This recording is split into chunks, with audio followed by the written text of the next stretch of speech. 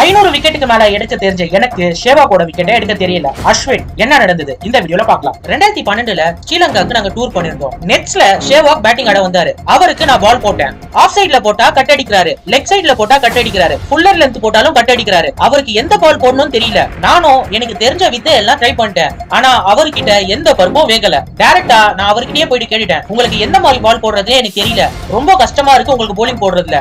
அதுக்கு ஷேவாக் என்ன ரிப்ளை பண்ணிருந்தாருன்னா, இந்தியால டொமஸ்டிக் மேட்ச் ஆடும்போது greatest off spinner Harbhajan Singh அவர்கள் எனக்கு போலிங் போட்டிருந்தாரு. அப்போ எனக்கு உடம்பு சரியில்லாம இருந்தது. கிட்டத்தட்ட அவரோட ஓவர்ல 12 6 கிட்ட அடிச்சேன். அப்புறம் ரிட்டையர்மெண்ட் ஆயிட்டு பிரெவிலியன் திரும்பிட்டேன். திரும்பி 10th டவுன் பேட்டிங் ஆர்டர்ல வந்து அவரோட ஓவரை துவம்சம் செஞ்சேன். எனக்கு அப்போ ஃபீவர் இருந்தே ஹர்பஜன் சிங்கோட ஓவரை 12 6 கிழிச்சேன். ஹர்பஜன் சிங்கே அந்த கிதினா அப்போ உங்களோட கதை. எனக்கு தெரிஞ்சு ஆஃப் ஸ்பின்னர்ஸ்லாம் போலர்ஸே கிடையாது.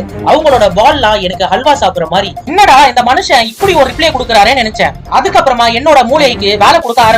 நல்ல பால் போட்டா அடிக்கிறாரு, பிளான் பண்ணி ரபிஷ் பால் போட ஆரம்பிச்சேன். அடுத்து நான் என்ன பால் போட போறேன்னு தெரியாம அவர் கண்ணுல ஒரு பயத்தை பார்த்தேன். சோ இவருக்கு இதுதான் டெக்னிக் அப்படின்னு சொல்லி கண்டுபிடிச்சு எல்லா பாலும் நெட்ஸ்ல அவருக்கு ரபிஷா தான் போட்டேன். அவர்னால அடிக்க முடியாம திணறினாரு. அப்போ என் மனசுல நினைச்சிட்டே நான் சிரிச்சேன். இந்த ஒரு இன்சிடென்ட்க்கு அப்புறமா அவர்கிட்ட இருந்து நிறைய விஷயங்கள் கத்துட்டேன். அதுதான் என்னோட வளர்ச்சிக்கு முக்கிய காரணமா இருந்தது அப்படின்னு அஸ்வின் அவர்கள் சொல்லியிருக்காரு.